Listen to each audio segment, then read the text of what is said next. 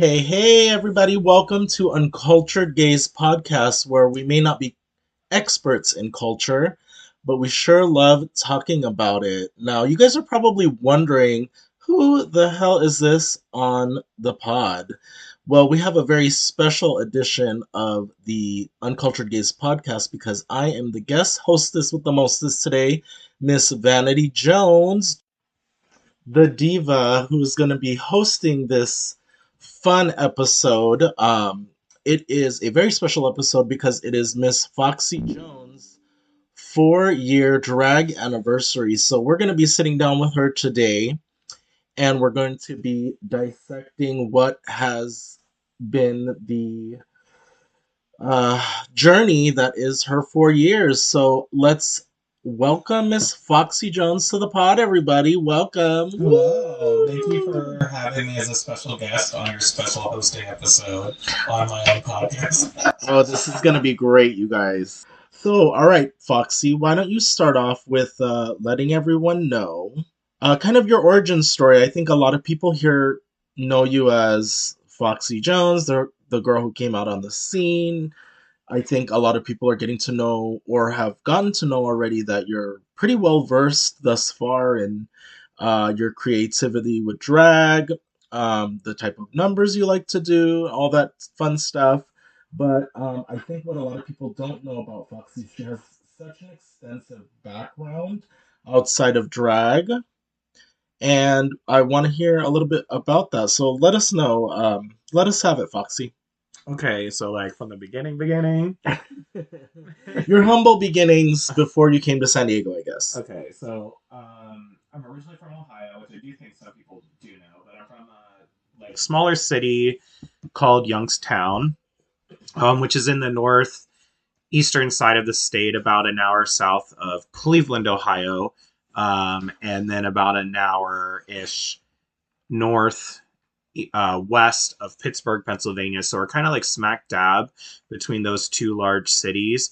Um, and Youngstown, it was primarily a steel city, so it's very blue collar, smaller vibes, definitely on the more conservative side. But I grew up there. And then went to college in Meadville, Pennsylvania, which is another very small town. But I went there to both swim in college and study music. Initially, my plans weren't to be a full time swim coach and drag queen, they were to be a composer. So California was definitely always going to be an end goal for me, but doing things very differently. I thought I was going to move out to LA, live in Hollywood, working as a film composer, which is what I really wanted to be doing. So, all through college, I was writing music. I had a small chamber ensemble of like year to year, it varied, but from like anywhere from 10 to 20 people, and I would write and arrange all the music that we would perform. Um, and that was kind of my goal. And then I had also been coaching a little bit at that time, but I started falling in love with teaching. And so I decided to transfer to Youngstown State to the Dana School of Music, which is one of the top music schools in Ohio, but also just on the eastern side of the country, especially for music education. So I transferred there, continued my music studies for 2 years. I was still writing music, but not. I didn't have my own ensemble, and it wasn't getting necessarily performed like it was at Allegheny. But I was still very much writing just for my own pleasure. And then I got offered a pretty huge coaching job um, around that time, and I decided that was something worth pursuing. So I left music school and kind of dove heavily into coaching swimming, and developed a nice program out there with athletes that started really improving and getting some notoriety as a coach, and was traveling a lot, Alaska, Texas, then the Naval Academy as a guest coach, and Clinton, and like working at those camps. And finally, the year before I moved out to California, I was also coaching a Division I college team as an assistant. And the head coach I was working for um, had encouraged me that if coaching was something I wanted to pursue, I should move out of Youngstown and move to a state where swimming is a little bit bigger and there's more opportunities. And so that was kind of the kick out the door I needed to get me out of Ohio and into California, which was a much needed change. So I got hired at the club that I'm still at now. So I've been there almost 6 years. But that's what brought me out to California. I love that. So, just a small town boy, Yeah, and now in the big city, in and the is big a city. big ass diva. Yes. All right. So, I definitely want to kick the podcast off with, before we move on to the questions I have for you, I just want to congratulate you on um, your most recent, what do we call them? Your most recent achievements. We'll talk a little bit more about that in the pod. But I definitely just want to say congratulations. You definitely worked your butt off to get here. And I'm not just saying that because I'm your mother, but, you know, I know if any of you are listening, know Foxy on a personal level, you know the dedication and the work she puts into everything. And you guys see the drag Foxy, but I also get to see the side that she just spoke of is like the Brandon, the person who is behind the face and is providing for themselves out here and doing their thing. So kudos to you, my Yeah. daughter. All right, so I think we kick off this fun little episode and just let why don't you let everyone know about how we met and how that came about. Yeah. So, um, as I said, like I moved to San Diego, and I really didn't have any connections out here. Honestly, I I had no family, no friends necessarily, so I kind of was here on my own. Um, and but luckily, I did make some really awesome friends, Brandon and Joe, who currently are living in Spain for the past several years. But they were my first and closest friends when I moved out here. They really kind of like adopted me and showed me around, introduced me to people. They got me going out into the nightlife scene, and they really I credit them a lot to my growth as a young adult in my later 20s, and just getting comfortable going out. And so that kind of segues into the answer of your question was um, I was going to drag shows with Joe, and that's how I was getting introduced to the San Diego drag scene. And one of the early shows I went to was a Vanity Hour when it was still at the Rail, Mm-hmm. and I remember seeing you and was very impressed. Um, and I'm trying to remember the reason we specific because we went. I think we went there to specifically watch Alora Chanel, and because I they were in our friend group, and um, so we went to support them, and then I saw you and like Sienna Desire, Casey Starr. I don't remember fully who all was in that Mm-hmm. first show, but I remember them, and that kind of like really got me interested in the San Diego drag scene as a whole. And there were some other artists at the time that I was really watching, but that was my introduction to you. And then because I had so much fun, particularly at that show, I then started going to the Vanity Hour every month. Even though you don't remember that, but I was a quiet fan of yours and was supporting your drag shows, and then also going to Glamazons, which then led to Cabaret Brunch. So I was going to Vanity Hour, Glamazons, and Cabaret Brunch as my regular shows that I was attending all the time. So I was really digesting a lot of you, Barbie Z, Nadia Simone, um, as some of my early like drag watches, in addition to people like Kixie and Miriam. You guys were like my early like people that I was really watching a lot of. Because I was also at that time going to Uptown Starlets, which is Mm-hmm. unfortunately no longer a show, but Uptown Tavern, and then I was also Miriam's Tea Party. But those were my heavily digested shows, and I would say probably like after like 4 or 5 months of watching you perform. Um, and going to your shows, Brandon and Joe obviously had a relationship with you and Alex. Like y'all weren't like super close, but you guys were like Yeah, we were friends, already kind of cordial. yeah developed, and through Miss Alora Chanel. That's Mm-hmm. how we knew Brandon and Joe. Excuse me. And yeah, so funny thing is, and just kind of segueing here a little bit, is I would see Foxy with the group. Now you know, a lot of listeners might not know who we're talking about personally, because Brandon and Joe have been living in Spain for some For time now. about 3 4 years. Oh no, Wow, yeah, 4 almost 5 years at it's this been point. a good amount of time, and they're just a great friend group to be around. They're just so their personalities are pretty big. You know what I mean? So match that with, and you guys have to understand that Foxy now is not the Foxy that, or Brandon, I should say, um, at that time, and they may beg to differ. But being against those type of personalities, you kind of get lost. And also, I'm old, so I was like, yeah, great. They'd all come up in a group, and as drag queens, we get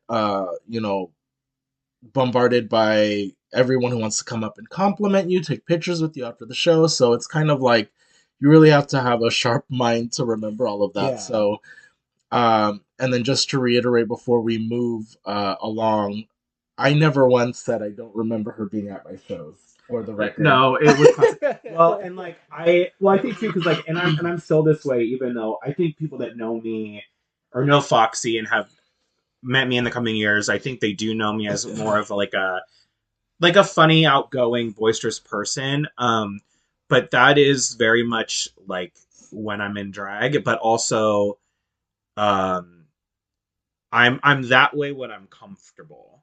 Right. I People who really know me know that I am a very introverted person, and I'm very happy to sit back and let other people lead conversations. And I think anybody that shared a dressing room with me knows, like, if you talk to me, we'll cut up, we'll talk. Mm-hmm. But I also don't always initiate. I'm okay with sitting there quiet in the dressing room, but I will have a, like, I love to talk though. But again, it's like when I'm comfortable. So sometimes I can be a little like socially awkward, but if I know you and I have a relationship with you, I'm happy to like cut it up.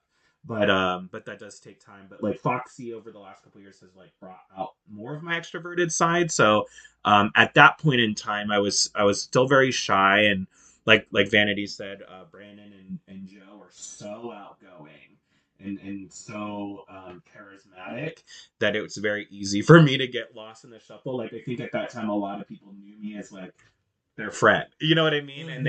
they Mm-hmm. didn't really know much about me except for that I was there. You know you what? I know? think I think also, so if I can remember back, the group kind of who would go regularly was Brandon and Joe, and then Foxy, Brandon as well. And then I believe Norm was with you Norm guys a lot. also, Yeah. which I think is hilarious because I think for me, I was like, I'm already terrible with names if I don't know you guys on a personal level. But then they were like, oh, this is Joe, and then this is Brandon, and then there's the other Brandon. And I was like, oh, I'm out. I'm out. My brain is not going to stay here. But thank you anyway. Thank you for coming to the show, that kind of thing. But also So I looked different because I right, think, I'm yeah, I shaved think, all the time. I yeah, had like a full beard yeah. and and everything.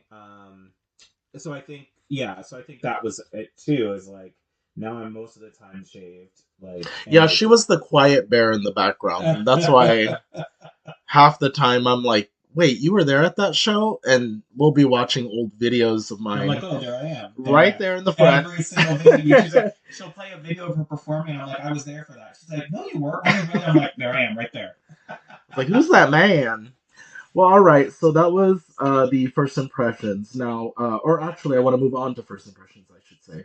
So, you talked about, your origins, where you're from in Ohio, how you got here, and kind of how we met. Now, in comparison to what you were introduced here as far as the drag scene and the gay community altogether in San Diego, compared to what it is in Ohio, which you haven't even touched base on yet, but um, how would you compare the two? Okay, so I will be clear. I don't want to speak for Ohio as a whole. The scene I am most familiar with is Youngstown. I've gone out a couple times in Cleveland and in Pittsburgh, Mhm, mhm. but not enough for me to like say this is what the scene is like. Not just drag, but like the gay scene in general. But my experience with the Youngstown scene was not positive. I would say the majority of my friends were women, straight women, a couple like straight guy friends. I didn't really have tons of queer people around me um, from, in my early adult life until I moved to San Diego because I had such poor experiences with other queer people not making me feel welcome because of my body type. And again, this is specifically in Youngstown. So I never went out. After having a couple bad experiences, I just refused to indulge in the Youngstown gay scene. I will say when I went out to Cleveland and Pittsburgh, that's different. What I have found is when you go to bigger cities, you still have the toxic people and the people that are not welcoming. However, for the most part, I have found in big cities that like there's so many people that you are gonna find people that are welcoming to you, and they tend to be um, a little friendlier, a little more educated and accepting, right? Versus like a small town, right? Where they are living in their ideal of what they think it should look like. And I don't know, it was just different. It just wasn't welcoming. So a lot of times when I wanted to experience queer nightlife, I was taking the trips to Cleveland and Pittsburgh, and that was also that's where I was digesting drag at that time too, and a lot of times especially looking back now, I really wish I had moved to San Diego 6, 7, 8 years earlier than what I actually did and got to experience San Diego in like early like 21, 22, 23. Because I think one, I probably would have started drag right away. I think a lot of things would have been different. However, I don't think I would necessarily trade away my experiences, you know what I'm saying? But it is definitely something I think about like, man, if I wish I kind of would have moved, I would have, because the drag I was seeing in Cleveland and Pittsburgh tended, at least at the places I was going and the shows I was seeing, it tended to be like your pageant kind of drag, Kind of and standard. and I love that. Don't get me wrong, I love that drag. Oh, absolutely. But I didn't see that drag for myself, and so like for me, it was like okay, I like going and watching the drag shows, but it wasn't something that was appealing to me to do myself. And then obviously like my drag education was very much Drag Race at that time, but the queens I was gravitating towards on Drag Race were the weirdos and the artsy people like Alaska and Jinx and Dayla and like those kinds of performers. So I would say the difference from there, at least through my view, and then coming out to San Diego was very welcoming. I felt more attractive and accepted here than I ever did. I'm just being honest, and more welcomed. The drag was more interesting to me, and again, like I'm not knocking Cleveland or Pittsburgh because they do have their alt scenes and their differences of drag, but like I was just going to one or two bars in those cities every once in a while, right? So Yeah. I'm not experiencing the scene as a whole. That was just what I was witnessing. In San Diego, I was obviously living here, so I could be going to all of these shows and experiencing all these different artists.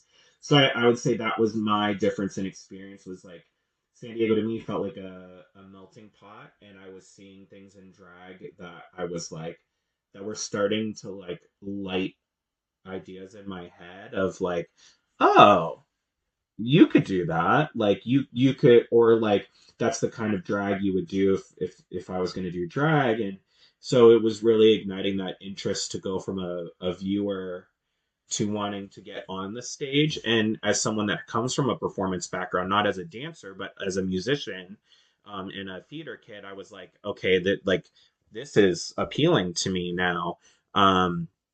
that I have could have a spot here if I decided to do drag.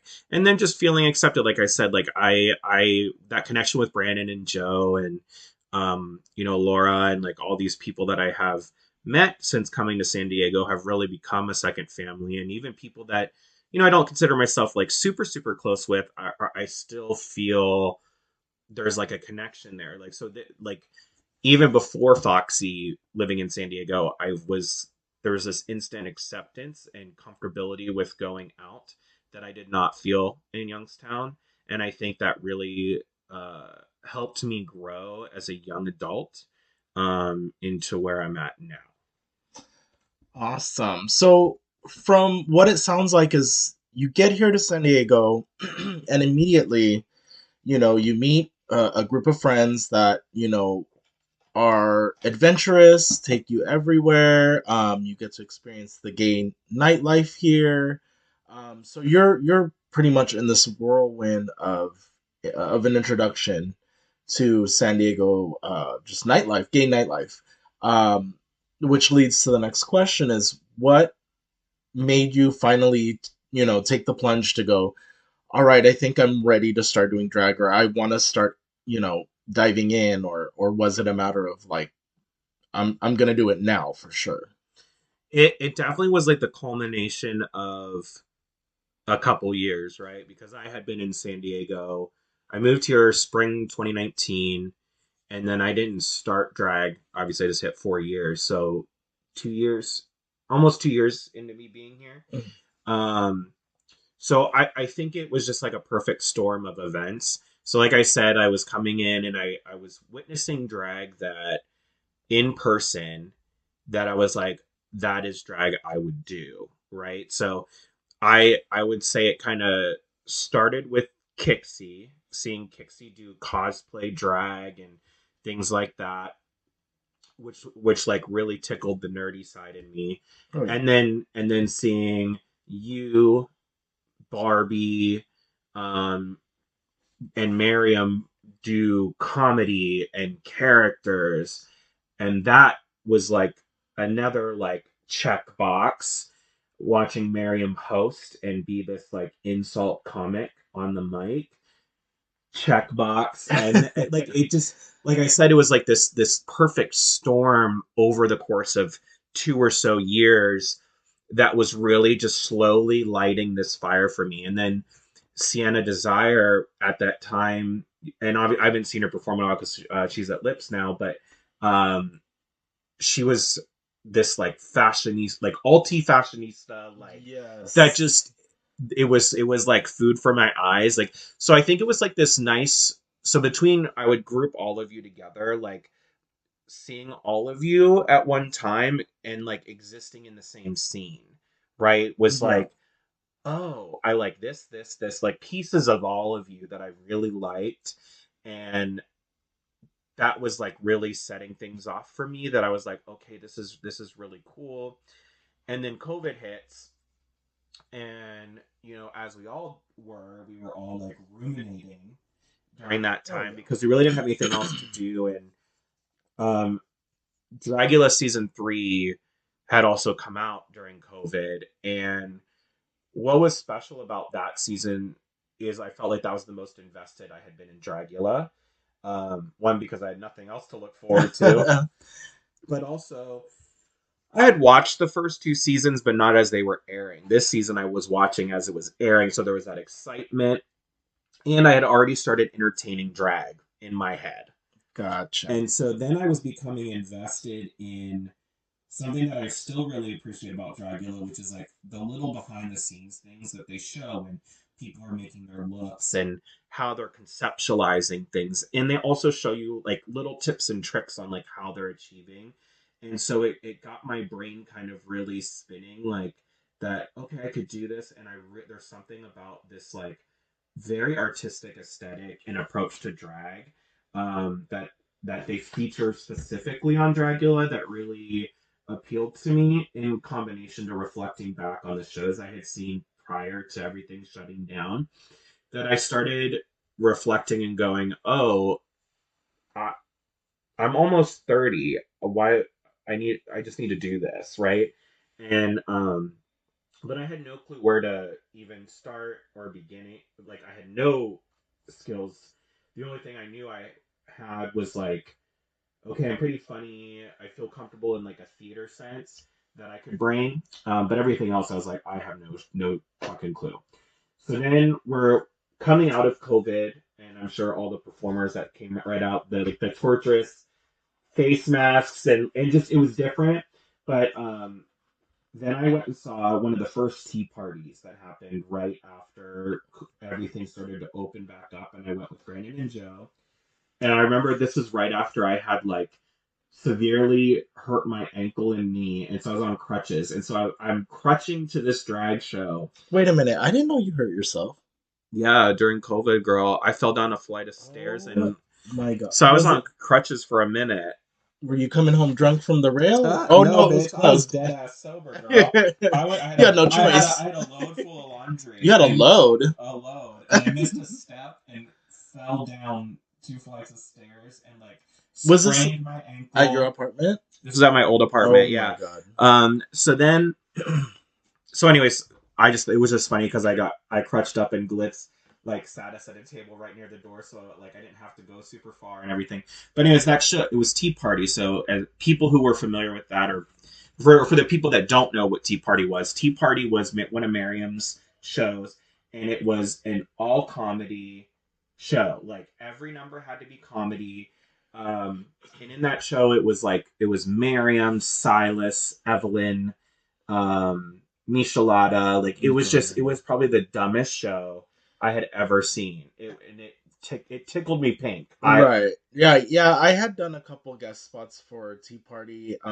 Actually not I think maybe a few other shows that Miriam has had.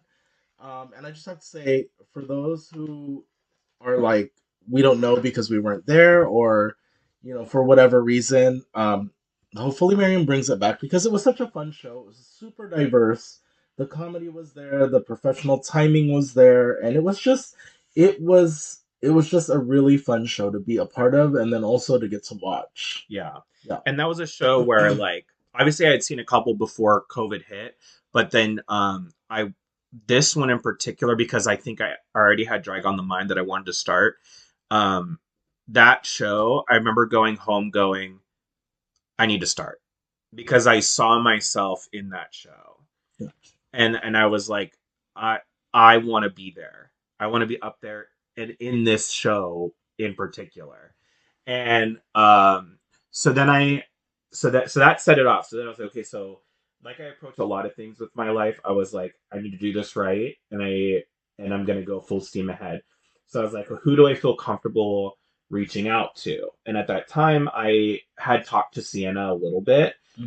So she was the one I felt the most comfortable talking to, because everybody else I had really looked up to, I was too intimidated by to talk to. There was no way in hell I was going to talk to Miriam. There was because I was just terrified. There was no way I was going to talk to you, Barbie. I was terrified of all to like have a conversation with all of you. That's funny that you say you were intimidated by Miriam then. She's even meaner now. Like now would be the time to be intimidated by her. um, but I message Sienna and I just go, hey, I'm really looking to start drag. I'm not asking you for to teach me anything, but if you could point me in the direction of good resources to get started. And she was super sweet. She got back to me right away. She was like, I'm not much of a teacher. That's not really my thing, which again, that's not what I was asking for, but like, she is so, but I knew she was worried that, oh my God, are you going to ask me that? Yeah. So, but she goes, who's really great at teaching beginners? And she said, Vanity Jones. So I said, okay. Sienna, I'm coming for you, doll. So then so I was like, okay, and I really want to get started. So I messaged you and D Mercury, who was the other one that Sienna had mentioned. And so I messaged the both of you in a group chat. And I remember responding right away and letting her know that I didn't exactly have the time and the means to have a daughter yet again. And then she just left me on red for like what seemed like forever. And then whenever she felt like she was ready, then she joined on. The gaslighting is so real. Because that is not what happened. It was actually the opposite, you liar. So I messaged... I'm into edging. I messaged Vanity and D. and I send them this like nice message, again reiterating like I'm not looking for you to necessarily teach me. I'm just looking for where can I get drag essentials. I got left on red by both of them for a month, and I'm not the type of person that's going to hound people. So then, um, I sent a follow up message, and I like a month later, hey, just following up. If the unbeknownst to me, they had been having side conversations about who the heck Wait a is going to minute. be reaching out to Wait a this minute. hooker. And it wasn't even side conversations like, over Messenger or whatever. At that time, it was after everything opened back up, right? Yeah, We were definitely working together, I believe. Yeah, we were already working together for U we and were D, we U and were D. yeah, me and D were subcontractors for the Navy. So we're on the shipyard looking at each other like, whose white baby is this? Because it's not mine. Like, we're just, So yeah. they left me on red. So they were edging me forever, and then finally, um, Dee had talked to me, and I went over her house, and I talked to her about some like different concepts and things, and she kind of gave me some pointers on where to get started. Did you delete that conversation? I'm trying to find it so I could read the I don't exact know. message. It's probably buried. But anyways, I if we find it, I'll post it when I post the flyer for this episode. I'll post it in there. But then so we got started, and then it was maybe another couple months, and what I had done in that time is I dabbled a little bit in I think I practiced makeup like twice, and then in that I think it was I want to say it was like end of August of the year I debuted. So this would be 2021, August 2021. Vanity finally reaches out to me and goes, "Hey, this other person had reached out to me, and I'm going to help them." And she's like, "I think it's only fair that I also help you." So it wasn't even because it was guilt more than anything else. So Vanity invites me over. Wait a minute. I'm right here. You're not going to put words in my mouth. That's a little. I can't wait to find this combo because I'm going to pull it up. If obviously you guys can't see because there's no visuals for this yet, but yeah, I was trying to find the initial conversation. She might have deleted it. People who like to gaslight and assume and accuse people of things. They like to hide their dirty hands behind their back. Yeah, you probably deleted it, bitch. um, so you finally reached out. So you had me come over for a makeup day. So I brought the makeup I had, which was minimal, and I remember you brought me in your drag room, and you said, "Okay, so go ahead, start painting. Let me see what you can do." And I remember just shitting my pants because I had only put foundation on my face and like half drawn eyebrows. And that was like my knowledge base. And it's just so funny because the hearing it from her perspective is really funny because for mine, I must have just got off of work, worked like a 10-hour day at the shipyard, came home, was probably dead ass tired, and still had to make something to eat. So I was over here like going between the drag room and the kitchen, and then I'd be like, okay, I'll be back, work on your face. I'm gonna go heat up some food. I come back and she's probably like shitting bricks over there. Yeah, like, and I could care less because I'm like I would really like to sit down. Yeah, and it was so funny because like we were going through my like face, and you got to the point where I think you were like, okay, let me paint one side and you match. So And that what's really funny is I was never that queen. Well, mind you, I didn't have a drag mother, or no one ever really put me in makeup. The closest is Barbie Z, and that was just to help make sure things were tightened for like shows when we were together. But um, so I never really had a specific technique on how to teach someone else, like my drag daughters, like makeup. So it was kind of like either I put you in drag, or you know, go ahead and show me where you're at, so I know where to take it from there as far as makeup and teaching that. so then we went through the whole face, and that took hours because And I she had but liner and chapstick yeah, on. and it was interesting. So I'm like, why do you have highlight where it's not supposed to be? but I also was one of those bitches that was not afraid to fuck go in on that that makeup. that is Yeah, very true. but it was just big, and I think I just need to work on toning. But anyways, so we did mug, and then after that, you had talked to me about like well, what kind of stuff are you into? And I started listing off my Child. interests, and I could see your eyes glazing over because I'm over here talking about Pokemon and Yu-Gi-Oh and horror and all this shit, and She you're said, just I like, also want to be Ghostface, but then Poconos. But I want to be a pretty girl also. And I'm like, slow down, mama. right. So then we had that session, and I was feeling excited, but that like someone took the time to like at least work with me. And they're like, okay, practice your stuff. So then in the meantime, I was continuing to go to shows and like do my homework, watching like how you guys perform and dress yourself, like those kinds of things. I was trying to like learn from watching, and then D randomly I get a message from D asking if I wanted to come over and do makeup. So then, unbeknownst to me, I started becoming this plaything for Vanity, D, and Barbie. And so I go over and paint with D, and then D starts acting very motherly towards me That bitch. from that point on. And it was so funny because then I think like a week had passed, and then you were like, basically, so what are we? Yeah, really. No, but the funny thing is like that whole like few months before that where we were edging the fuck out of you. Uh-huh. It's because we were like playing hot potato with who the hell is gonna take this who's gonna take this, because it ain't gonna be me, and we're all looking at each other like that Spider-Man meme, Oh, right. we're Yeah, pointing at each yeah. other.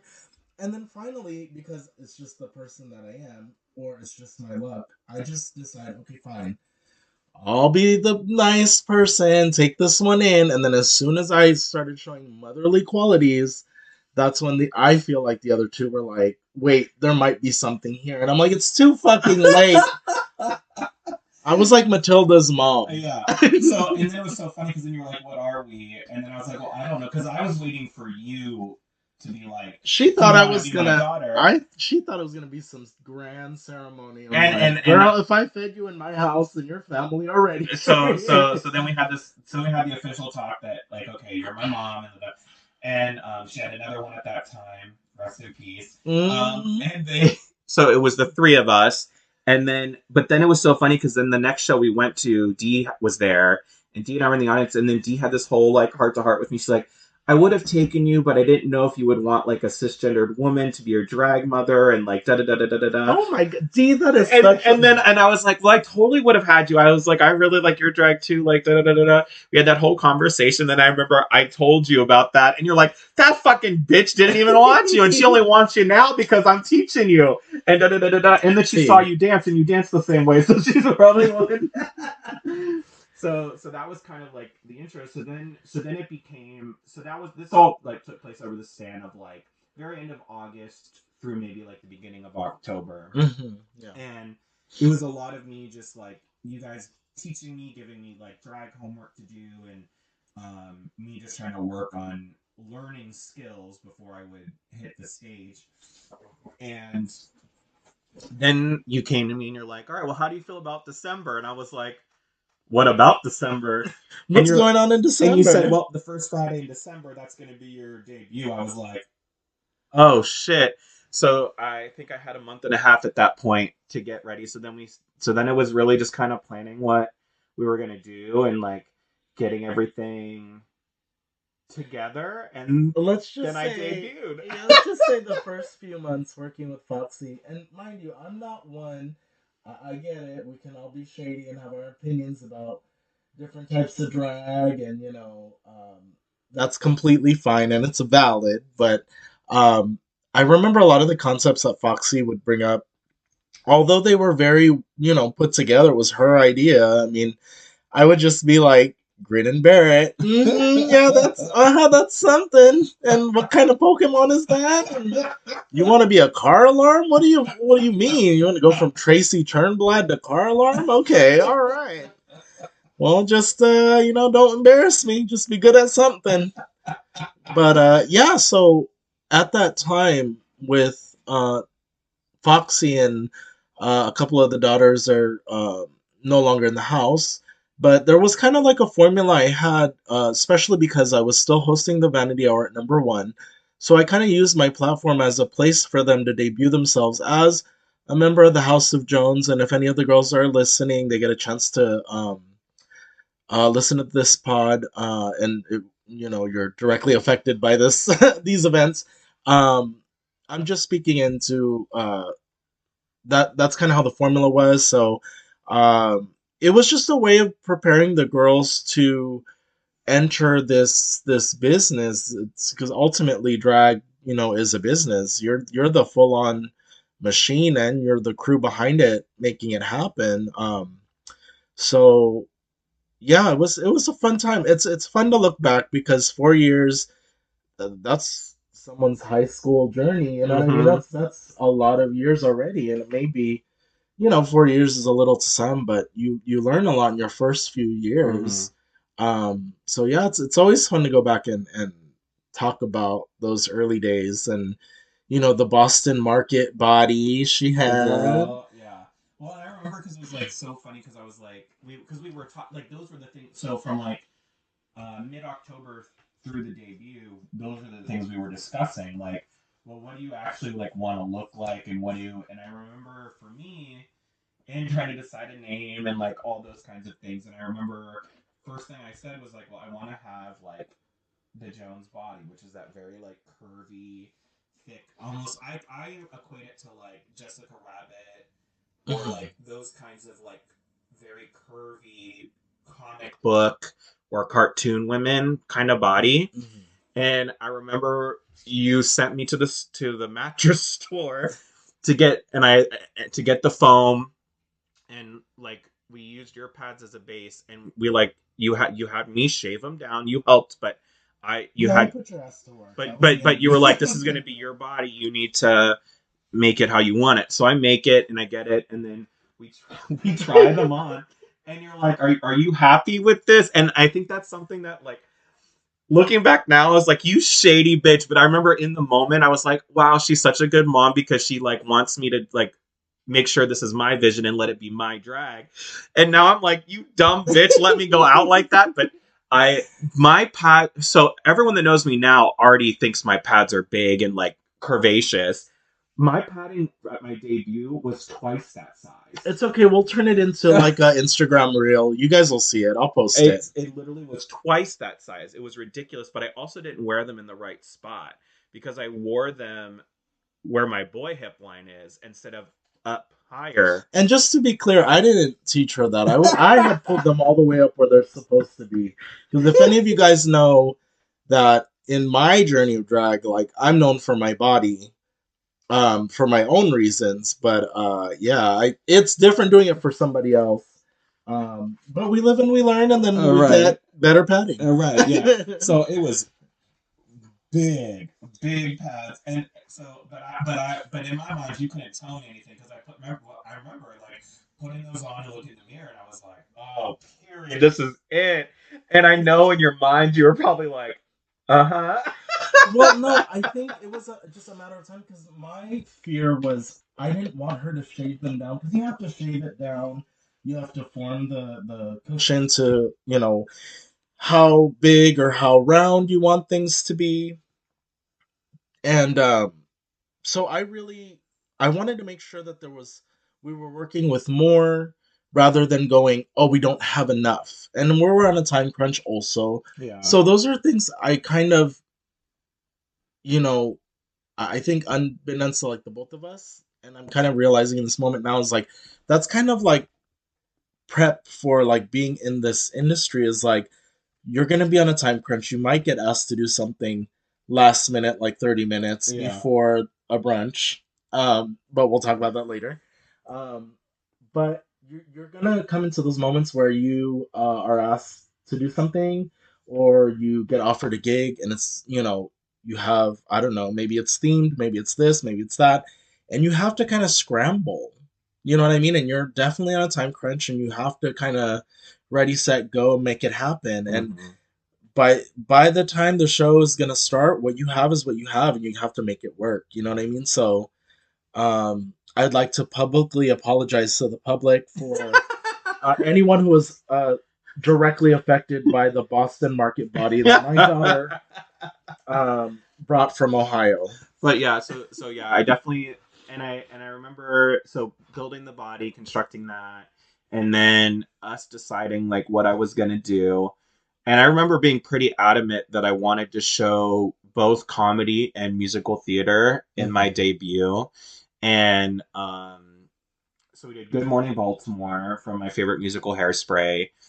Which, if I can interject again, only because up until that point, all she talked about was Pokemon, and I want to do a photo shoot as a Pokemon trainer. And I go, great, whatever that is, go do it. Just make sure your makeup is good. You got body on. You know what I mean? And so I knew that she had a love for like Pokemon and kind of like nerdy things.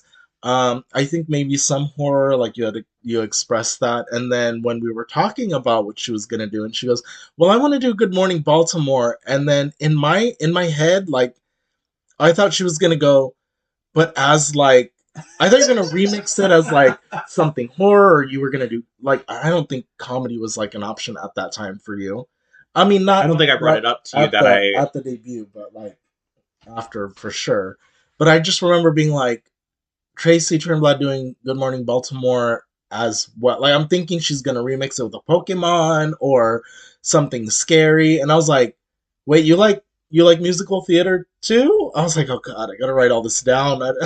There's something new every day with this one. well, yeah, and I think that's what made it hard too for me to decide what I wanted to debut with is because I had so much, and I think one of the things you told me was like you're gonna have quite a bit of shows and opportunities to like do all this stuff. Just think of Yeah, some things that like you want to show now, and that then showcases kind of like who you are in two right, numbers, and I know that could be yeah. kind of hard, but So we settled on Good Morning Baltimore. That was the easiest one I think to pick, and then the second number, the comedy number, that one I struggled with. I had so many comedy mix ideas, and I had been making mixes and showing you, and I think you were like, "Oh wait, you know how to make mixes?" And I was like, "Yeah, bitch!" Like, I was like, this is the one drag thing I know how to do." I was like, thank God I don't have to show you how to do that because I know I'm gonna teach you have to well, teach and you I how to think I even sew. made Hennessy's mix for their debut. They're held up attacky.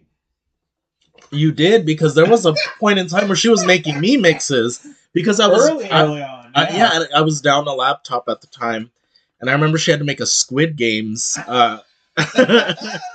for Cabaret Brunch. She had to make a Squid Games mix for me. I had to ask I her. made your haunted mix too, your with the werewolf screams and Oh stuff. yeah, were you That still, Halloween brunch, I made all your numbers. honey? Were you still trying to work out how to do the volume? Because there was a point in the beginning of my Squid Games mix, and we laughed about it for like the longest time. I wanted people to hear it. Oh, they heard you. The Vietnamese ladies next door at the nail shop heard you too. They got scared. Um, but yeah, so I'm the doll from the Squid Games, and you just hear the little music going in the beginning, and you know it's gonna be Squid Games. It's the iconic music, and then all of a sudden she's like a fucking baseball announcer. The rules of the game, like.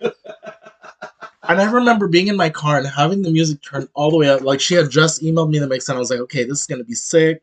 She said she like voiced over some stuff, so I can't wait to hear it. And I nearly crashed my car because there was a man on that microphone yelling. Like, you were so mad at me because I used all cunty ass Vogue Oh yeah, numbers that were fast as fuck. And I was like, I'm supposed to be performing it. Yeah, I was like, I'm supposed to be a robot. Laps over Gossip Grill. Yeah, and I remember I thought it was gonna be so cute, dressed as the little doll. I looked like Dora met Squid Games. Yeah. It was bad, so that's the only reason why it's either not recorded or no one will ever see it. But yeah, I mean that I will have to say, for as green as Foxy was to many things in drag, I think her foundation uh definitely helped her excel really fast. Um be it with like making mixes and knowing the tech side of things with it. Let's see, just your stage presence, your professionalism backstage. And I remember, and this is something I told her not too long ago, but I remember I would do this thing where if she was booked with me or we were booked in the same show, I would naturally, as just the person I am, but also because I was her drag mom, and I, you know, always have it in me to help somebody. So I would kind of stand back, like after, if I had time to like help her with stuff, rather than help, I would stand back and I'd watch. And I would watch how she would observe the room, or I would watch how she would be kind of like preparing her stuff on the table and like laying her stuff out. I think I may have mentioned it to you like once at a show or before, like during your debut or something, like you want to lay your stuff out, just kind of like how I would do stuff. Mm-hmm. It's like if I know I have multiple things going on, I'm like, anything can happen. Someone's number can get cut. Like you just always have to be prepared in those moments. So I remember I would just kind of sit back sometimes and just watch you, and I would want to step and help, and then I would stop myself and I go, no, like look how she's scanning the room. Look how like she's so hyper focused on what she is doing. And I go, I used to do that. That's how I was. And I remember I get a lot of flack from the other queens, and in my generation 100 years ago when I started, it was a lot of the cattiness, a lot of the, hooting and hollering, all that stuff, and the girls being, drunk messes. And for me, coming into the industry, it was, I have to make sure my shit is together. Yeah. There's a time and a place, but if I want to be my best, I gotta at least, make sure that when it's showtime, I'm working. Yeah. So I noticed that from you right away. And so I think early on I was like, I really don't even have to worry about, you would have questions like, how do I pin this on, or like, how am I going to do this? But once I really only had to like tell you once, maybe. Mm-hmm. I think a lot of that comes from my combination of my music discipline Mhm. and my sports discipline, I think that's the right? word, is discipline. Like I could Because see that you were. both of those are very like, to be an athlete is something that you learn to be like hyper disciplined with, but also from my music background, like you also have to be hyper disciplined. So coming from those two different worlds, those skills, I think I was able to translate into drag very well, where like I'm always receptive to critique because that's literally, for those that have not gone to music school, that is your life. You practice something for a whole semester to play it one time for a jury of five people that then rip you to shreds about every little thing you did wrong. And it builds that like thick skin and understanding that you can never make things perfect, but you can make them. Um, you can have them at a high level.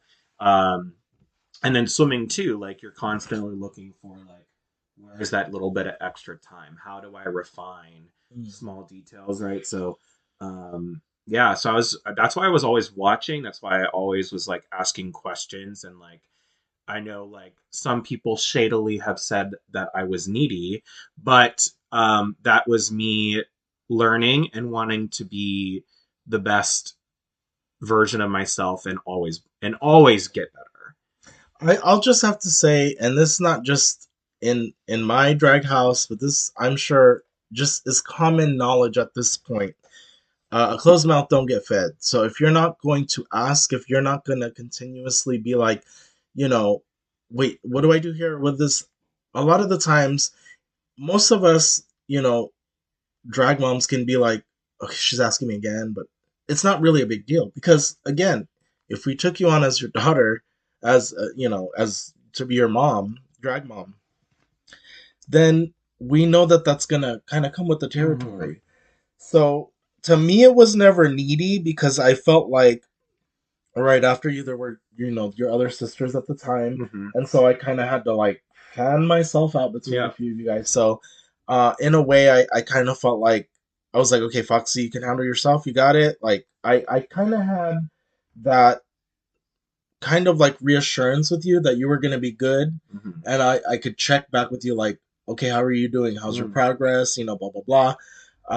But yeah, I wouldn't say it was needy. I would say you would ask in such a professional manner, and I get it because I have cheer, dance, and I also have a musical background also. So there's all those disciplines, and also I'm half Filipino, so that's self-explanatory. So the discipline, definitely I could see it. That's why early on I felt like, okay, cool. She's a big girl, like right off Yeah. the bat. She knows what she's doing. Like backstage, I could see it. On stage, I could see it. So yeah, I think you were good in my book, I guess. So long as you didn't start talking about Pokemon, I was all right. Well, one thing I also wanted to ask you was, so seeing as how you're hitting your 4 year mark, what was your perception of the industry, and by that I mean like the drag world, like coming into the drag world? What was your perception at the time?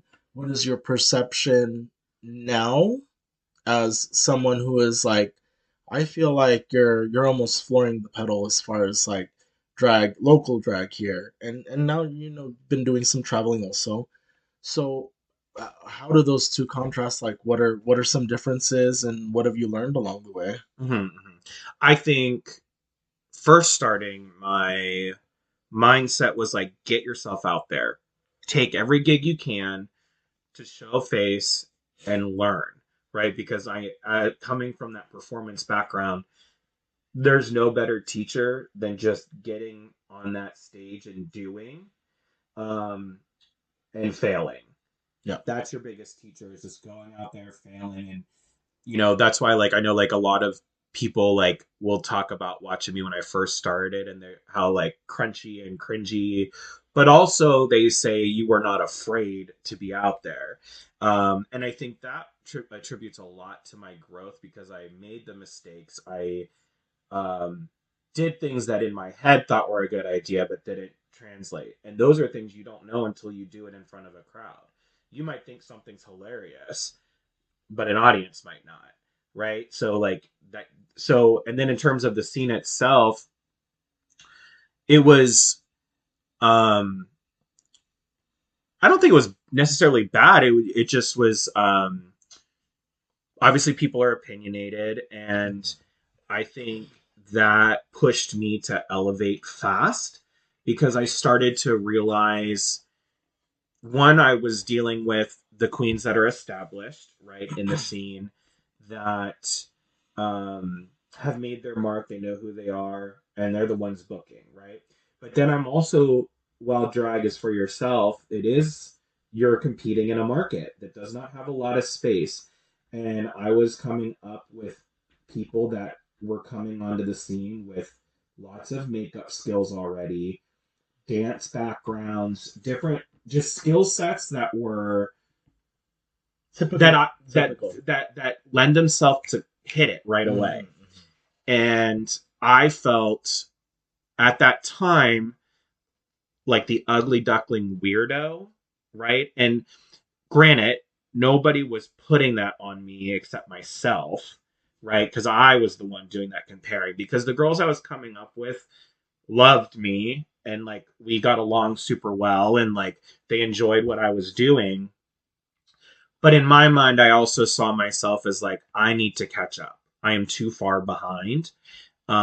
Because I also saw like I am not getting the instant reception that some of my peers are. So what boxes am I not checking to be there, right? And so then it was a lot of like, okay, it's aesthetic things. It's things that I could easily fix and control, You're right? gonna learn within Right? time. Because it was nothing to do necessarily with my concepts and things like that. I think those were strong. I was getting like good feedback on that. It was everything else, right? And so then it became learning how to do that, because in my mind, I was like, I want to be a gigging girl, right? And that's very much what the scene was. If you wanted to be a powerhouse in the scene, you had to be a gigging girl, and you had to, no matter what kind of drag you were going to do, it needed to be head to toe concepts. You needed to be put together, right?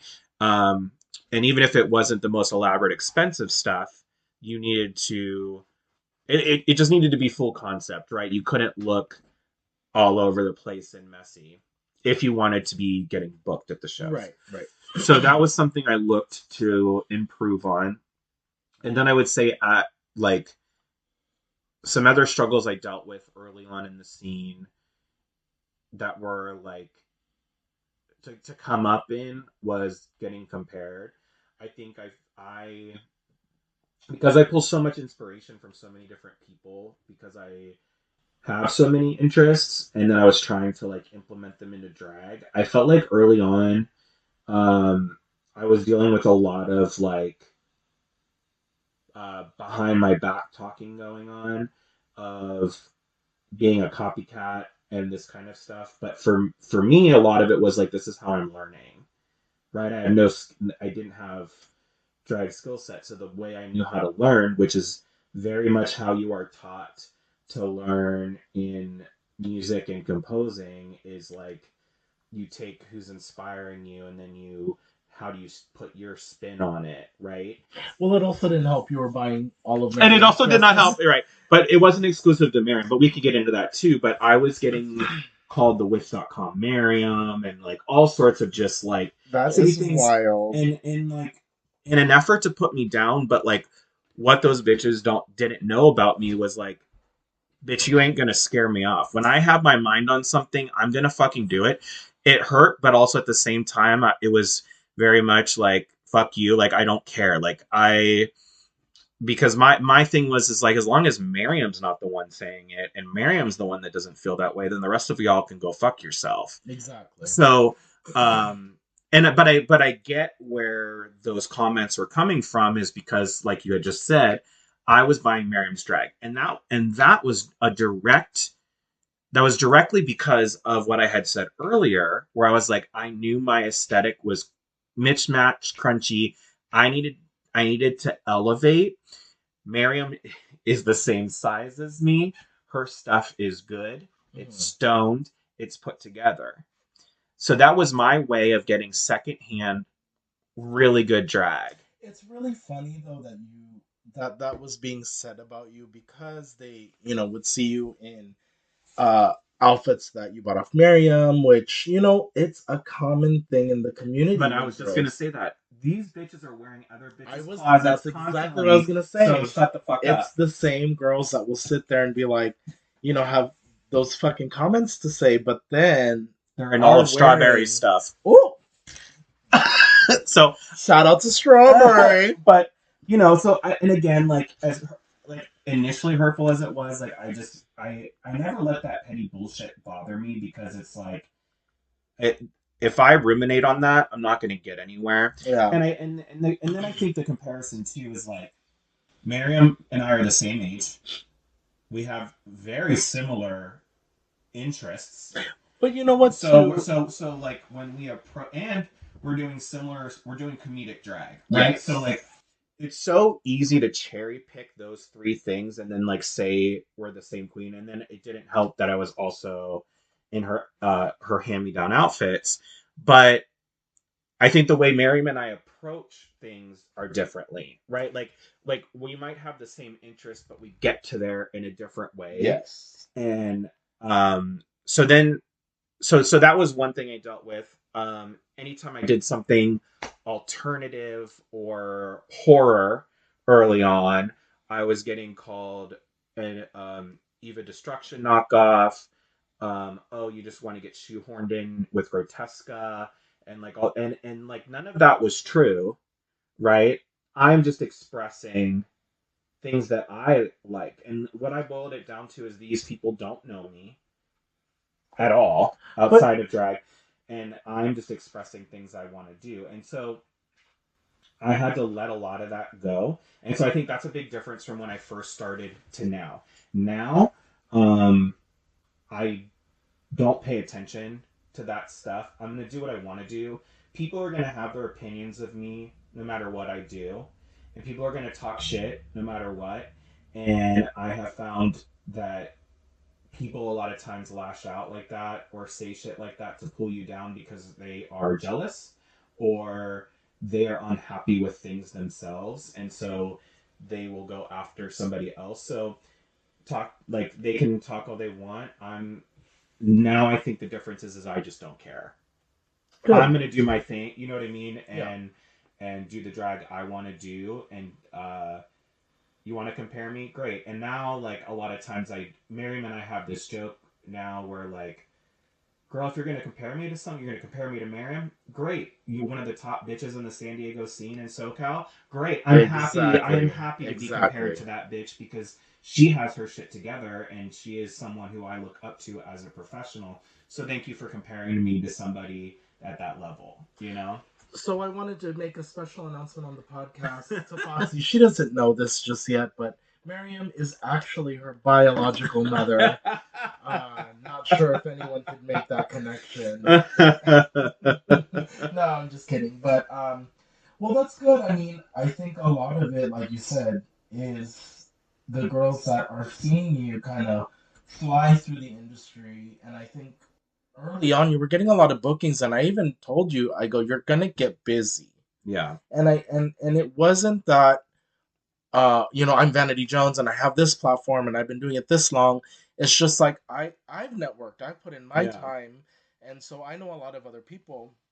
And if you don't realize this, and if you're a drag queen, whether you're early on in your drag career or a little older, you might understand. But once you start coming up, if you start having daughters, they're immediately like tied to you, associated to you. Mm-hmm. So whoever was watching them, like I made a lot of good uh connections with different show producers. So I would make my rounds of different shows and get booked. You remember, I Yeah. was really busy at one point. So those same people were seeing me starting to have daughters. Yeah. You and Hennessy, BB, everybody. So they, I would, and this is my right hand. I never got anything that was like negative. It was just like, oh, that's your daughter. Okay, got it. It was almost like we're gonna watch out for them, but we're also gonna make sure they stay in line. But they never had to. Mm-hmm. That's the good thing that I was actually really happy about. It was more so that like I told you, I go, you're gonna get busy because the same people that were watching me, the people I network with, are gonna want to book you Yeah. too. They want to book, young blood, and they want to, if they see, oh, you're Vanity's daughter. Vanity's always, professional. She's on time. This and that. I was like, I'm gonna make sure so are they. You know what I Yeah. mean?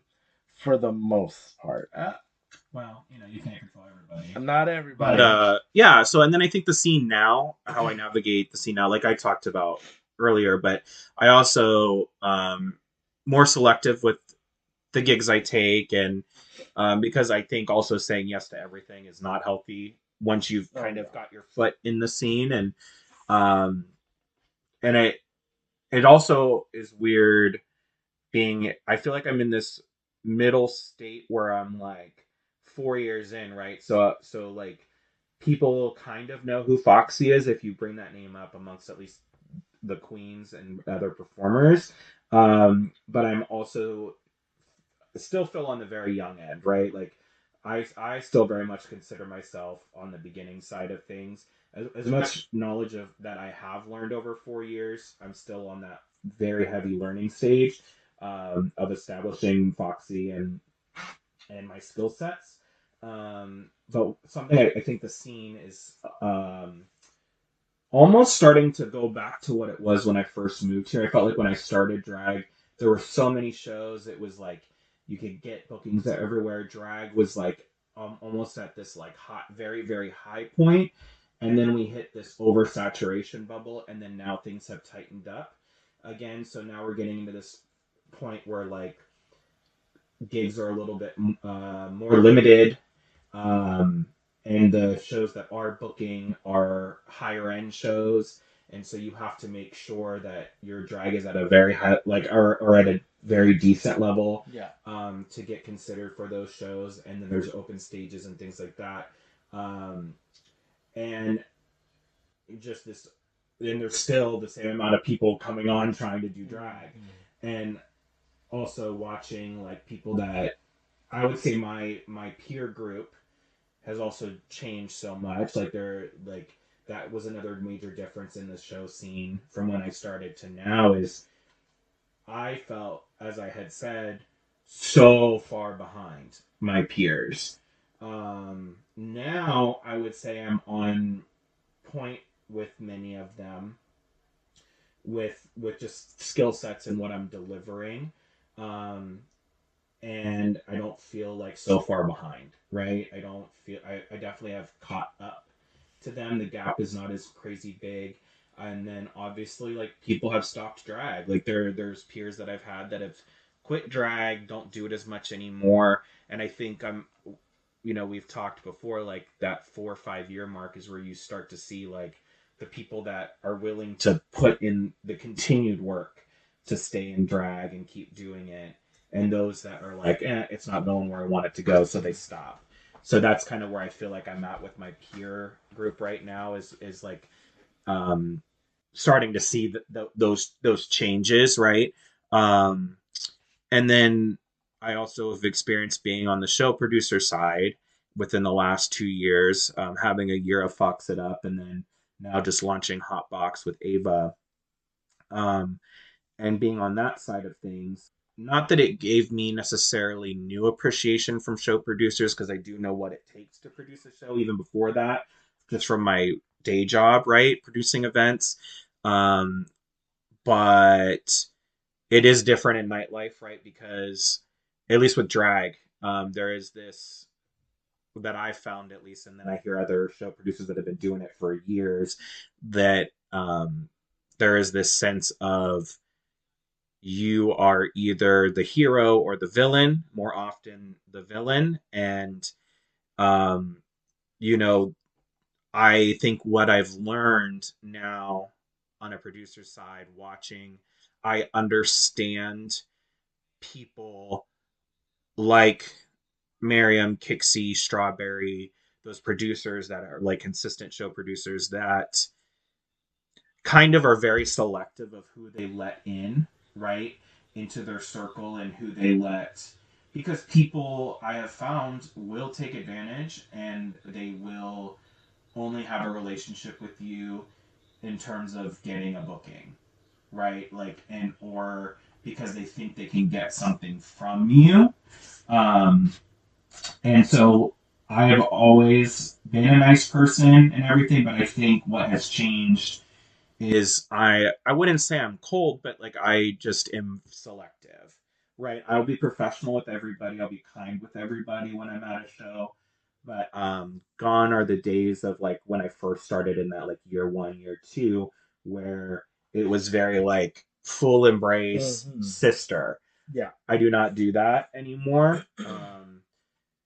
Because I had to learn the hard way from like other people like that I found were like, oh, you were, as soon as I got rid of Fox It Up, you did not talk to me anymore. Yeah.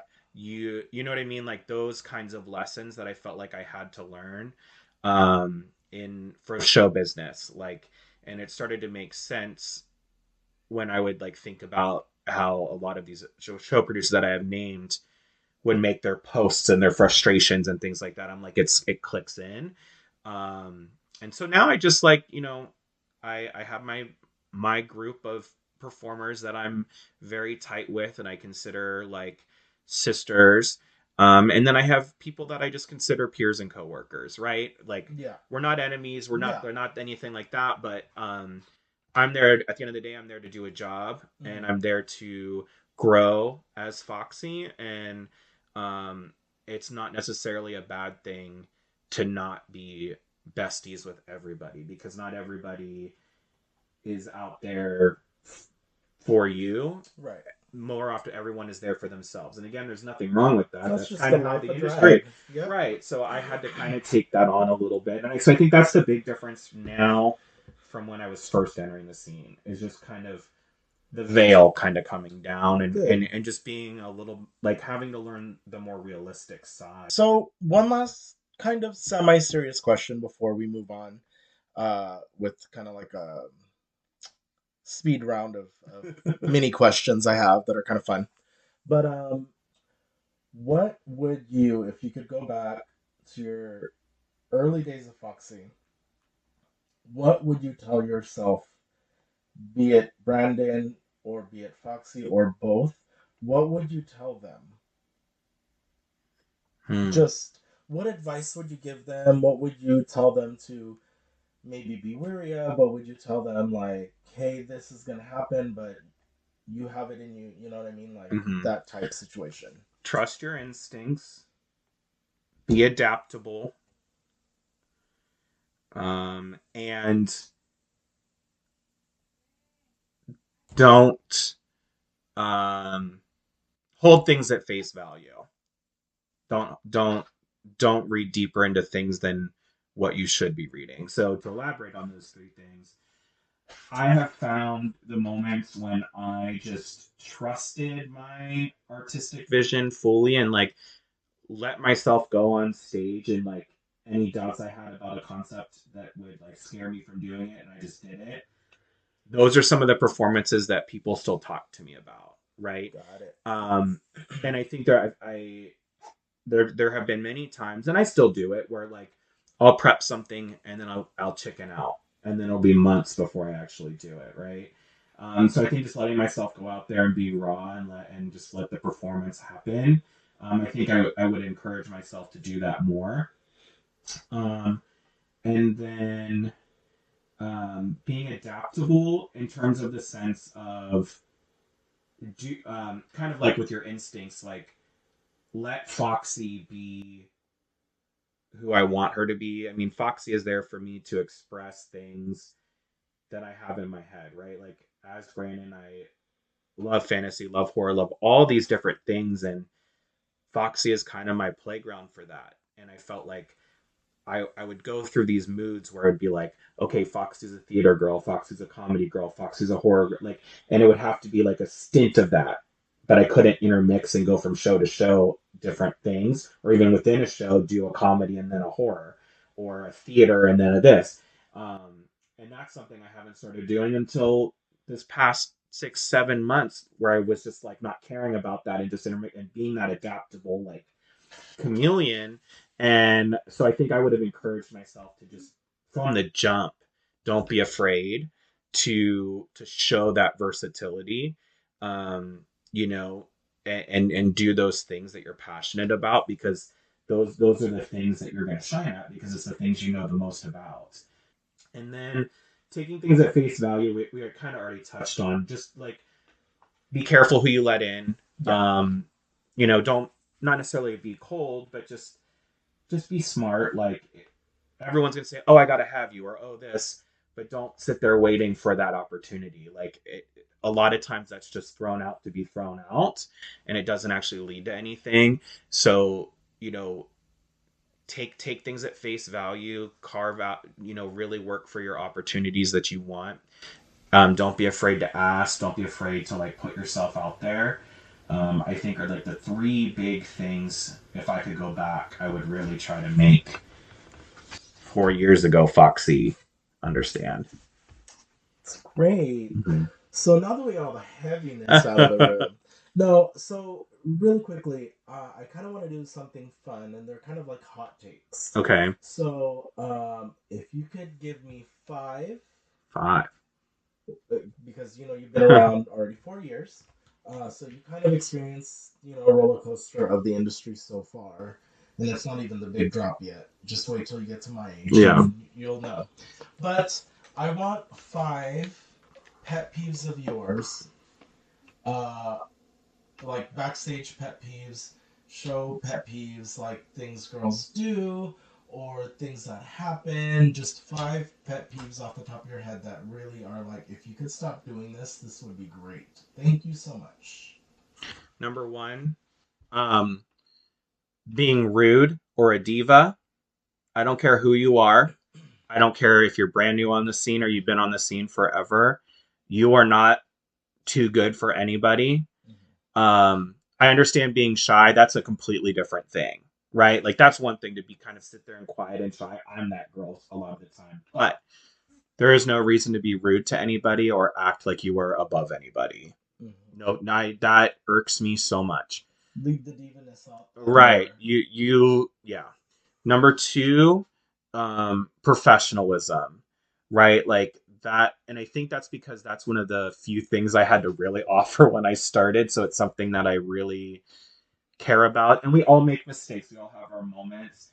But when you are somebody that is regularly late, regularly does not get your stuff turned in on time, you kind of become a producer's nightmare. But then you also, so just it's a professionalism thing. Like other, when you are in a drag show, as much as you want to feel the fantasy of yourself, you are a part of a cast, you are a part of a show. And this is something I've told you a lot is like when you're a drag queen, yes, you are representing or a drag performer, you are representing yourself as an artist, but you are at a show, so you are also representing that show host, that venue. You have a lot on your shoulders that you are carrying, and if you approach it with that mindset, no matter what you do in drag, I feel like you'll get asked back. If you keep that in mind, that you are representing that show host, that show, that venue, right? Because you think about things differently when you're thinking about it that way. Right. Because I watch some people that shows are a checklist for them. Okay, I did that show. I did that show. I did that. They're collecting shows like Infinity Stones, and they don't treat them with value, and it's just another gig, right? And Another post for them to. it's another post, it's another this. It and it's frustrating to watch when I know there are many performers in this scene that take every gig they do so seriously, right? They put a lot of thought, and then I'll watch people that half-ass things or like don't appreciate what they're doing, or they're like, oh, I'm just gonna do blah. So many people I know like have even like said made those comments to me about Other shows or like or you know what I mean, and it's frustrating to me because I'm like, those are also the same people that bitch about their amount of bookings, and it's like, okay, but you're not, what are you bringing, like, so those are the first two for sure that really just like get under my skin. Number three, um knowing your words, um and especially like on a spoken word, and this is something I had to really work on because spoken word is hard. It's hard because there's no music behind you, and so you're trying to hear that and stuff, but like practice it. I guess that would be my number three. Practice a little bit, or at least have an idea. Like I'm not out there like dance rehearsing every single number I do, but I do spend a lot of time meditating about my numbers, and so a lot of times I'm in the moment organically feeling what I'm going to do, but what I will think about is like, where do I want to be? Sometimes I'll visualize potential interactions I might have at that part of the song. Where am I going to stand? What are maybe some different poses I might do? How might I, interpret? And I visualize that every time, right? So when I go out there, it's a little more comfortable and it doesn't feel frantic. And then I also, making sure I know my words. And I still screw up every once in a while. I watch bitches that have been in the game forever mess up sometimes. Yeah. I'm not saying that, but there's times I'll watch people that it's their sixth, seventh, eighth time doing a number and they don't know one lick of it. And again, I think that falls along with the professional side of things. Like, come prepared. You are representing not only yourself but that show, right? So that's three. Four. And it's hard to come up with five. Those are such three strong ones that are in grade with. She has so many. Right, but those three are like, I think, so all encompassing. Top three. Yeah. If I was gonna pick two more, I would say maybe, and I feel like, I don't know. I just feel like it not being fully prepared. It's one thing to be like, can I borrow a bobby pin or can I borrow this, like whatever. But like, oh, I need your belt and I need your this and I need your, you know what I mean? Yeah. I guess. Yeah, I think number three is all encompassing of my four and five. Like, be professional and be prepared. And again, we all have our little moments, but like, I have come to see that it is the same people every time that don't have the majority of their stuff. They're always late. So and that's frustrating. So if you could name five unprofessional queens. Yeah, you want me to go ahead? I'll do it.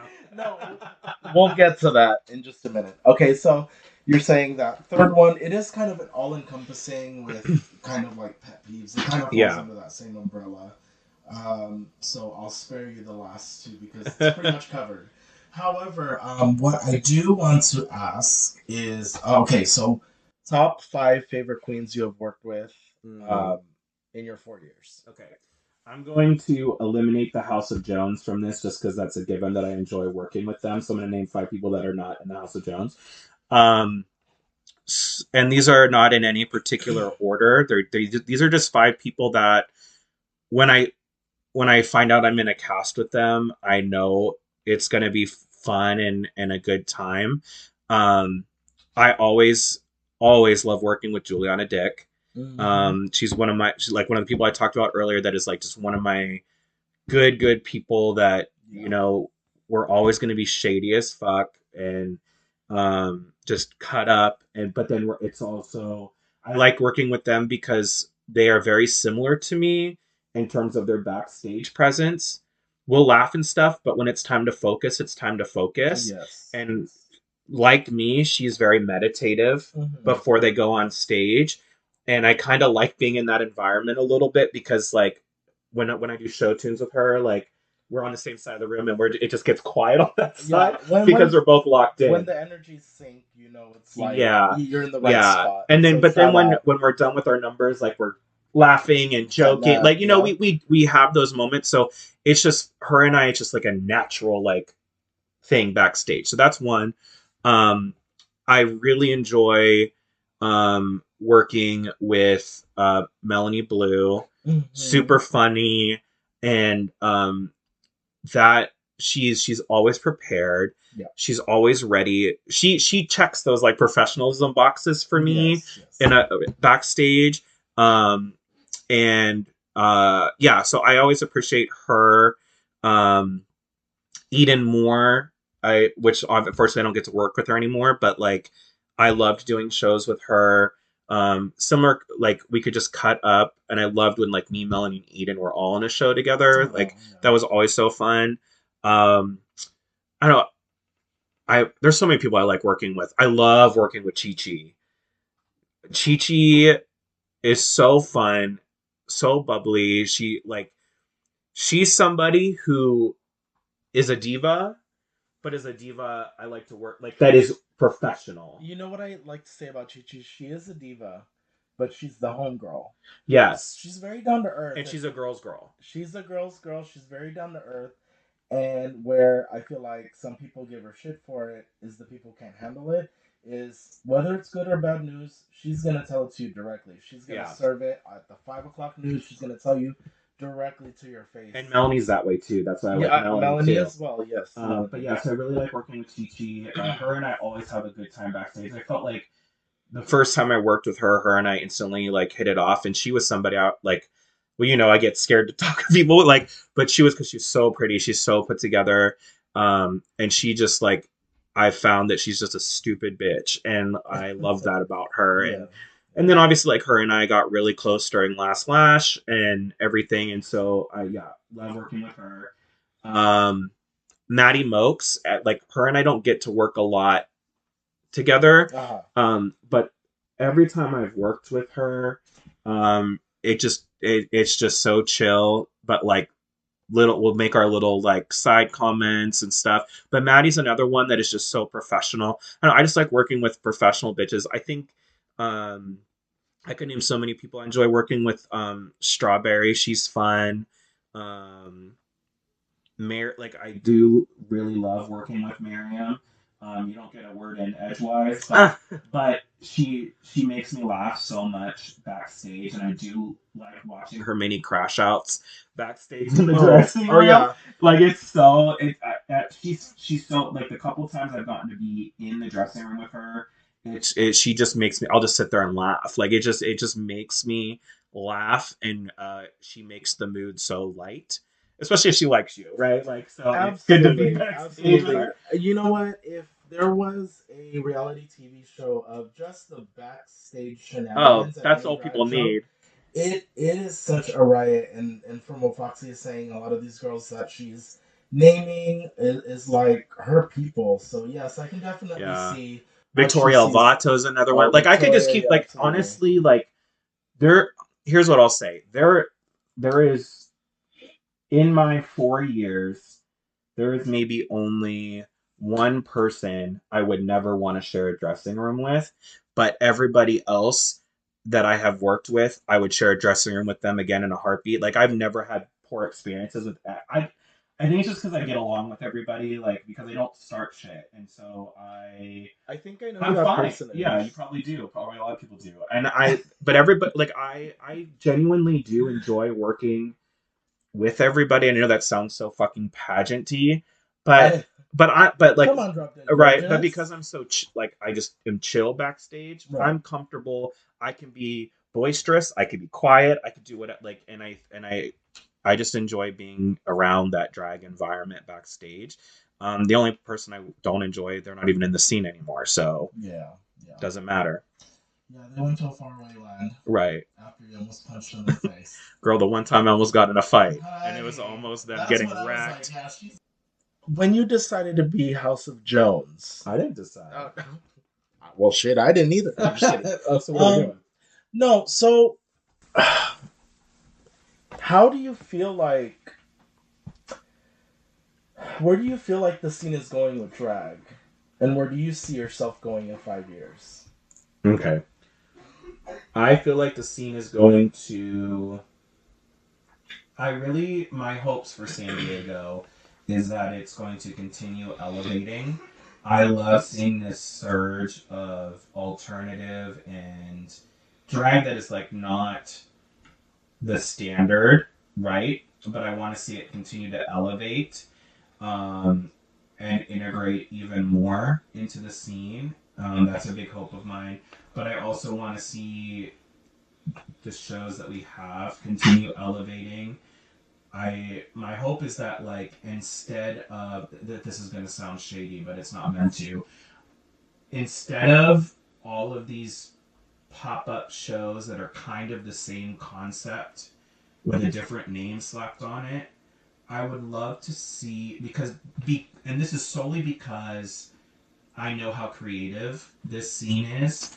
I want to see shows that have concepts and a point of view that is not just it's a drag show. Right. And that's how I want to see this scene elevate, right? And what really is like a downer for me is that some shows that I feel like have that point of view have not gotten a full foothold in the scene. And I'll name them. Coven, which was killing it. And then they have been trying to reestablish their foothold. I really hope that they get back established into their monthly foothold somewhere. I hope they find that perfect space. Yeah. Because that was so special. And it was different, and it had a very clear point of view. And the drag that was featured there had a very clear point of view. So that's number one. Russian Roulette by Sam Pagita. Oh yes. Okay, so that now Sam does have a good foothold. I just did it like a month ago at this point. And I love where they have it now. I would love for that show to be monthly. That Sam gets a monthly residency there with that show. That show is so different and it's so fun. And from a performer standpoint, it pushes you with your improv skills, which I think is important as a performer to have. You, especially with drag, when you're dealing with live audiences, you have to know how to like adapt on the fly, right? So that's another one. There's T for T, that I love. That we have a show that is focused on highlighting trans artists. I think again, like finding the right venue and maybe even the right spin with it. But I think it's a good concept. And then I'm trying to think. Oh, you know what? And this one was fun too. I went to a couple. It was a More Envy and Lady Blanca, and it was, I'm trying to remember the exact name. But basically the concept was like glamour and then like slut. Like, yes. So everyone had to do some sort of like glamorous, more like polished number, and then their other number needed to be more like sexy, slutty type. And edgy. edgier. I thought that was such a fun thing to see performers hit in Absolutely. those two different like lenses. So yeah, I want to see more shows like that versus let's just get together as a group of friends and do a pop-up show, like Hmm. or just a show like where I want to see the concept, because that's how like one, the shows are going to remain, they're going to and continue growing. The other thing that like, and this is just something from like my business mind that I want the San Diego scene to start wrapping their heads around. It is amazing how supportive the San Diego scene is of each other. However, I want us to get out of the crutch that being reliant on performers being the audience at a show. That is not sustainable, and that's not going to make your show last. So we got to get the masses back out. We need, and this is where the concepts that I was just talking about come into play. We need, how do we grab people? Because if you're not paying, like, because when you look at the gay nightlife scene, there is so much drag. So they want something different. They can go to the bar and watch drag. That's what they want to see. They want to see Drag Race and they want to see Dragula and they want to see these curated shows. So how are we going to bring that to them? Because just having a drag show doesn't cut it anymore, Yeah, right? And we can't. Those are That's the audience that is going to sustain the shows and keep the performers booked and working. absolutely. We can't rely on us just exchanging dollar bills with each other across every show. True. I mean, and you do, as you do have a point there. I kind of just want to highlight that that's just kind of like a testament to the community. I know things can get shady. I know sometimes some of the girls, like, we just kind of get sick of each other or we start calling each other out. But when it comes to stuff like that, it's kind of nice to see that, if there isn't anyone in the crowd, you know, one of the other girls is going to be there, which And is cool. But I yeah, also see your point. I and also I'm see your not point. saying it's a bad thing that the scene is so supportive and they're at the show. That is an important part too. We want to be there to show up for each other. So don't get me wrong. I'm just saying from a business standpoint, if we want to continue our scene growing and evolving, it needs to be non-drag performers as the bulk of the Oh, audience. absolutely. The way I look at it is other performers showing up to a show is icing on the cake, but the cake needs to be non-performers. If you think about like the long-lasting shows here in San Diego, Dreamgirls, Show Tunes, Cabaret Brunch, King's Club, those like foothold shows, the bulk of the audience is non-performers, Yeah. right? Like their regulars are non-performers, and then obviously performers go to those shows, right? Because to get booked, you got to be seen. Yeah. But relying on, it's just not a sustainable business model. So I want us to start getting out of that mindset, because I think it is a hindering mindset, Mhm. right? How do you grab the non-drag artist, right? Because it's easy to sell drag to a drag artist. We're Yeah. going to be into it. Yeah. How do you sell to somebody who is not a drag enthusiast or is not digesting drag on a regular basis? So how do you make it how do you hook them in, right? So that's another thing. And then I want to see more people from San Diego making that jump onto TV. Not that it's like, not that anybody needs to go on those shows to like do well for themselves, but I feel like there is so much creativity, passion, and diversity in our scene, and it's not getting highlighted. When you look at how many performers we have that are so talented versus the amount that have actually like gotten on a large platform like Drag Race, Dragula, even La Mastraga and Drag Latina and those types of shows, it's very minimal. And I feel like there would be so much for our scene to offer those shows, and yeah, so that's what I hope. For myself, I really want to see where Hotbox goes. I think Ava and I are onto something unique and special with that show. And I'm excited to see where we're going to take it, how that show is going to evolve. My goal with it is that it becomes one of those staples. So, like in the next 5 years, it is one of those foothold shows in San Diego. That is my goal for it, and that it is the show that people want to be a part of and look forward to. For my personal drag, I really just want to keep elevating. Some of the new projects we'll probably talk about in a little bit, but continuing to do those. Um, and I really want to start expanding my net of where I'm going with my drag, regional, continue traveling to other cities and start putting my name out there to other audiences, other performers, um, and then just see where it goes. Getting on a TV show would be great, but I also know in my mind that that is not the answer to success in drag. You have to have a plan. You have to know what you want to do with that platform. And I feel like um, I need to figure that out before I even entertain that idea. But who knows? With a lot can change in 5 years. So much changed in the first 4 years of Foxy. So um, I think those are my big overarching goals. Is like continue to really grow, continue to elevate, continue building my platform and what I'm doing with it, and just kind of continue seeing where that goes. I think a big end goal for me is a full-time drag artist in any capacity, whatever that might look like. But I'm also not in a rush to get there. I want to do it organically. I want to continue enjoying my journey and me growing.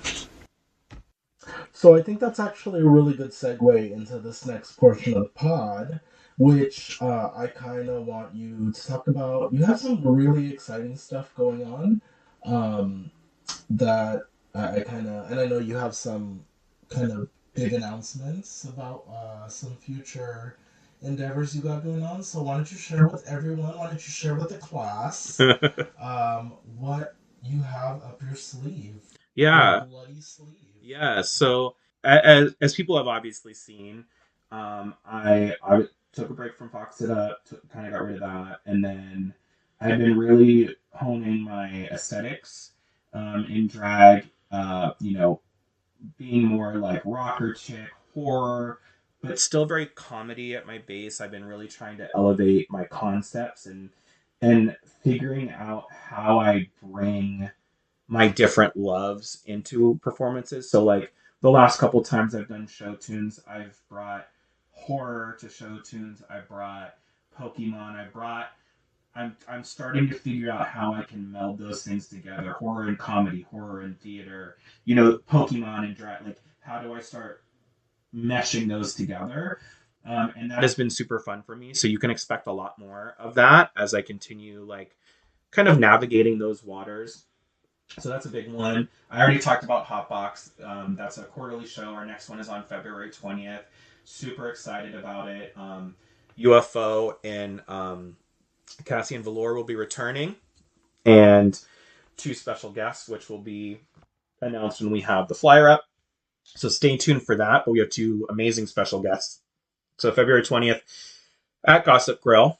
And then I guess the really big thing that I'm wanting to talk about, which again some people already know about, but I've been feeling like I needed a platform where I can showcase all of Foxy's stuff, and I haven't found it through Instagram, TikTok. Like it just hasn't felt like the right place. So, as of the release of this podcast, I have now an official Foxxy Jones YouTube channel. And that is where I'm going to be posting all my creative endeavors and projects. And so, like, obviously, like Instagram is where you can keep up with like my announcements and like what's going on with me. But in terms of my actual like projects, I'm going to post performances up there. Um, the Uncultured Gaze podcast, I'm in the process of converting all the old interviews into a YouTube format to put up there. So, because currently you can only get like the current episode that had just aired on like Spotify and Apple and everything. All the previous ones have been removed due to the streaming platform I use. And so I was trying to figure out a way that is easy access for me as a content creator, but also easy for listeners to to find. So you'll have to bear with me as I format everything over. But right now, there's 2 episodes up, and that is the episode with Ave Rose and Disasterina, and then Strawberries episode. But the all the other ones, I'm going kind of in reverse order, and they will be up on YouTube for you guys to listen to. I will still probably post the new episode through Spotify and everything for everyone to get that initial listen. And then after a month, it'll move over to the YouTube channel. I'm also going to be putting a lot of my drag performances up there. And then the last thing that I'm like really like jazzed about is the movies that I've been writing and directing. So I'll give kind of a background of how this all kind of started. Um, when I signed up to do Super Beast, rest in peace, I had made little movie intros for all my numbers for each week. And I had already written and filmed the first couple weeks, but I had written all 10 weeks of the competition's intro films. And that was something that was like super fun for me and different. You were ready for it. And it was making me excited about drag because I was telling stories that then translated into a live performance. And there was something about that that really lit a fire in me.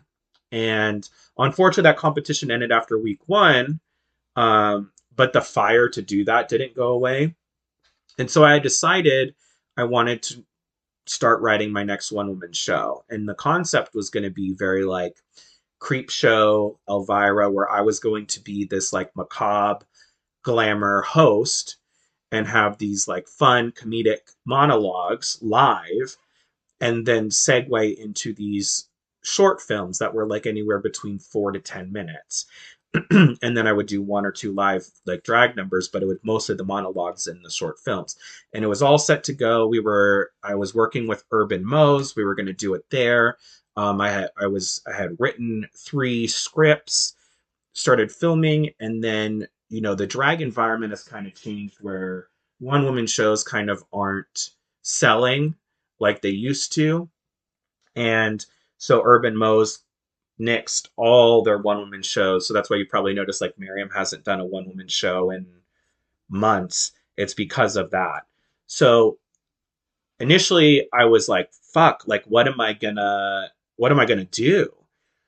Um and then I was like, wait, this was gonna be filmed anyways. Let me turn this into a movie. So as I've released on my Instagram, I've already filmed 2, and you've seen teaser trailers of them. And I'm still in the process of editing them because that is a large task because I don't have a team behind me. I am the team. So I wrote, directed, writing the music, doing the sound design, doing the editing. It's a large process. And even the first movie I shot, I filmed everything and then my concept changed. And so I've been gradually filming other things to kind of get mixed into that to fit the new concept idea. So it takes some time, but those movies are eventually going to get released on YouTube. So there's 2 so far, and release dates will be posted on my Instagram, and then you'll be able to go to YouTube to watch. And what's been so exciting is not only the creative part of writing and directing, which has pushed me in different ways, but also getting to work with all the amazing people I've gotten to work with on these projects and watch drag artists like flex different muscles that they don't normally get to use on stage, like their acting and their improv skills.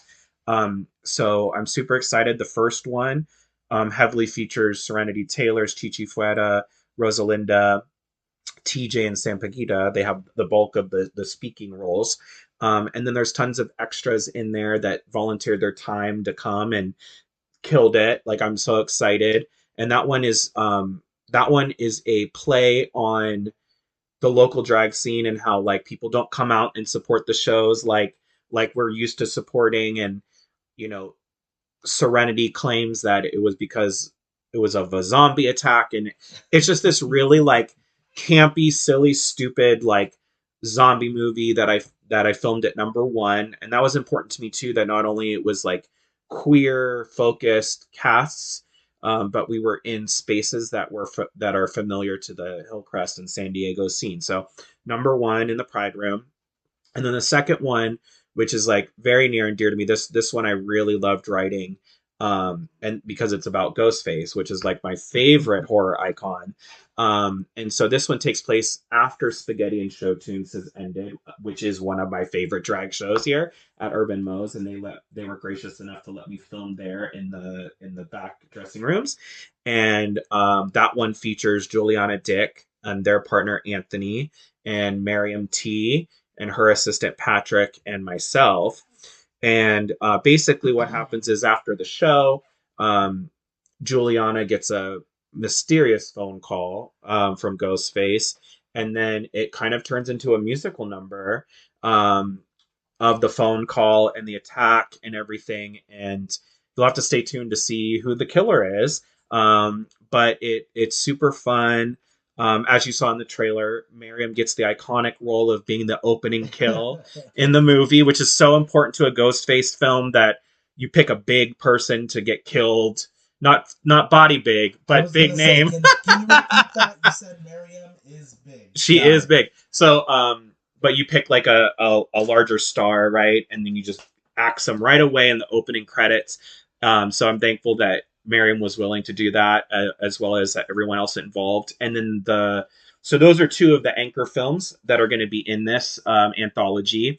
And then the third one is going to be a House of Jones film, and this one is going to be based off the Evil Dead.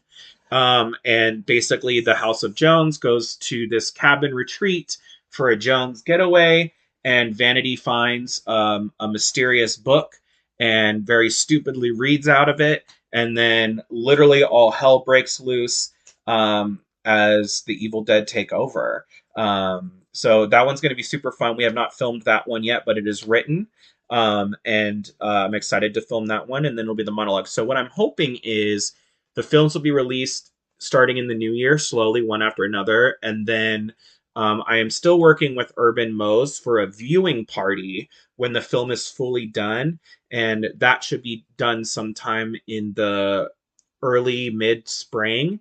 So stay tuned for that. But again, that will be after the viewing party. That full film will be released on my YouTube, and I don't plan on the films to stop there. I have other concepts that I have written down. I want to keep writing movies, and I want to keep finding ways to feature people in San Diego and these creative endeavors. So those will be featured on the YouTube channel, and I already talked about the podcast. Um, and I will say, like, as everyone jokes, is that the podcast is very like hit or miss, and I know that. And the reason for that is one, it's a lot of plates to keep spinning, right? I have a full time job. I travel. I'm there all day pretty much, and then I'm also doing drag, building drag concept. As those of you that do drag know, like, there's a lot of prep work, that and then these movies that have kind of taken my full focus right now. So the podcast has had to take like a back seat. But it's not going anywhere. I've already reached out to some other people. Some more episodes are coming, but it's going to be sporadic. And but it's there because I feel like, one, the people that do listen to it enjoy it, but also I like, again, highlighting all of you and giving you guys a platform to tell your stories, which I think is very important. So even though it'll be intermittent, it'll still be happening. Uncultured Gaze is not going anywhere. It's just not going to be as frequent as it once was when I didn't have so many other personal projects going on. But that's kind of the long-winded spiel of, go check out my YouTube channel. Go subscribe. Make sure you're liking, interacting with the videos. There's going to be so much amazing content. I'm working on Pokemon content as well.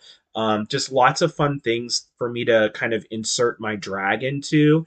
And I'm really excited about it. It's got me really passionate and excited about my drag right now, and that's what's kind of driving me.